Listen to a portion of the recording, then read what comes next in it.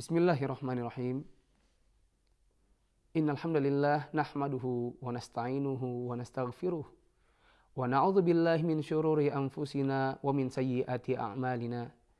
May yahdihillahu fala mudhillalah wa may yudlil fala hadiyalah. Asyhadu an la ilaha illallah wa asyhadu anna Muhammadan 'abduhu wa rasuluh la nabiyya ba'dah. Amma ba'd. Kaum muslimin yang dirahmati Allah Subhanahu wa taala, Allah memerintahkan kita untuk berdakwah, mendakwahkan Islam ini kepada orang-orang yang belum mengerti. Bahkan Allah memberikan janji bagi orang yang bisa berdakwah, kemudian mengajak orang kepada hidayah, sehingga Allah kemudian memberikan hidayah kepada yang dia ajak atau yang dia dakwahi, diberikan ganjaran untuk sesuatu yang sifatnya lebih baik daripada harta yang terbaik di muka bumi ini.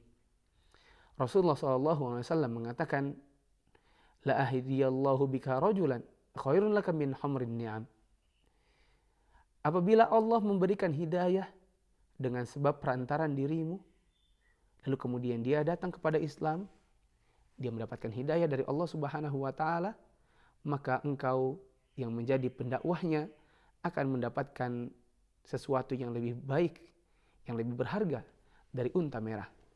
Dan unta merah adalah harta yang dimiliki oleh orang Arab yang dianggap paling berharga ketika itu. Kemudian dalam proses berdakwah, apa yang hendaknya kita dakwahkan? Di antara manusia ada yang berdakwah untuk dirinya. Artinya dia mengajak orang untuk mengikuti dirinya dan bukan untuk menjalankan agama Allah. Di antara manusia ada yang mendakwahkan dengan dakwah kebatilan. Di antara mereka ada yang berdakwah dengan cara-cara yang bukan cara-cara yang dituntunkan oleh Rasulullah SAW dan para nabi yang sebelumnya. Maka penulis yaitu Muhammad At-Tamimi berkata dalam kitab beliau ini, kitab Tauhid, ada satu bab yang beliau sebutkan, yaitu bab ad-du'a ila syahadati alla ilaha illallah, yaitu berdakwah menuju syahadat la ilaha illallah, bersaksi bahwasanya tidak ada sesembahan yang berhak disembah selain Allah. Beliau membawakan beberapa dalil. Di antaranya firman Allah Subhanahu wa taala dalam surat Yusuf ayat 108, "Qul hadhihi sabili ad'u ila Allahi 'ala basiratin ana wa man ittaba'ani." Katakanlah wahai Muhammad, ini adalah jalanku dan aku serta orang-orang yang mengikutiku mengajak kamu kepada Allah dengan hujjah yang nyata atau dengan ilmu. Ibnu Abbas radhiyallahu anhuma pernah berkata bahwasanya Rasulullah SAW mengutus Mu'adz bin Jabal untuk pergi ke negeri Yaman dan berdakwah. Dalam perkataan-perkataan Rasulullah SAW yang dipesankan kepada Mu'adz bin Jabal, Rasulullah SAW mengatakan, engkau nanti akan mendatangi orang-orang ahli kitab, yaitu Yahudi dan Nasrani. Maka pertama kali yang hendaklah engkau dakwahkan kepada mereka adalah la ilaha illallah. Hendaklah yang pertama kali kamu dakwahkan adalah agar mereka mengatakan tidak ada sesembahan yang boleh disembah selain Allah. Kemudian dalam riwayat yang lain dikatakan sampai mereka mentauhidkan Allah semata. Nanti jika mereka telah menerima dakwahmu, maka beritahukanlah kepada mereka bahwasanya Allah telah mewajibkan kepada mereka untuk melaksanakan sholat 5 waktu sehari semalam. Jika mereka telah menerimanya, maka beritahukanlah bahwasanya Allah Subhanahu wa taala telah mewajibkan kepada mereka untuk membayar zakat yang diambil dari orang-orang kaya mereka dan diberikan kepada orang-orang fakir miskin mereka.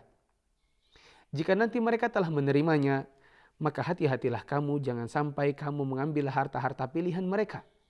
Dan takutlah kamu dari orang-orang yang teraniaya doanya.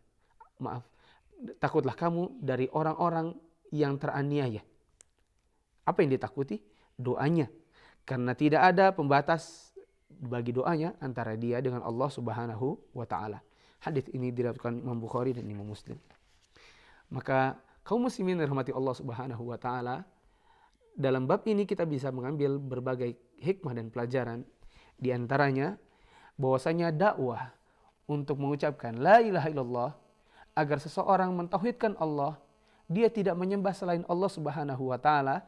Ini adalah jalannya adalah jalannya para nabi, jalannya Rasulullah SAW, dan jalannya orang-orang yang mengikuti beliau yang didakwahkan hal tersebut dengan ilmu. Kemudian termasuk hal yang sangat penting yang hendaknya dijauhi oleh orang Islam adalah berlaku syirik. Dan hendaklah mereka menjauhkan orang Islam dari orang-orang yang syirik, agar mereka tidak menjadi seperti mereka. Hendaklah mereka mendakwahkan agar orang-orang Islam senantiasa berada pada kalimat tauhid, berada pada kalimat la ilaha illallah, dan tidaklah boleh bagi mereka untuk menyembah kepada yang selain Allah Subhanahu wa taala. Kemudian tauhid adalah kewajiban yang pertama yang hendaknya didakwahkan. Dulu para Rasul sallallahu alaihi wasallam, para Rasul alaihi wassalam, dan juga Rasulullah sallallahu alaihi wasallam semuanya mendakwahkan agar orang-orang beribadah kepada Allah SWT dan tidak menyembah kepada yang selain Allah Subhanahu wa taala.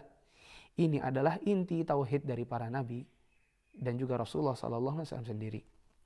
Kemudian tauhid itu hendaklah didakwahkan terlebih dahulu sebelum didakwahkan hal-hal yang lain kepada para manusia. Ini yang dapat kami sampaikan. Kurang lebihnya kami mohon maaf. Subhanakallahumma wa bihamdik asyhadu an la ilaha illa anta astaghfiruka wa atubu ilaik.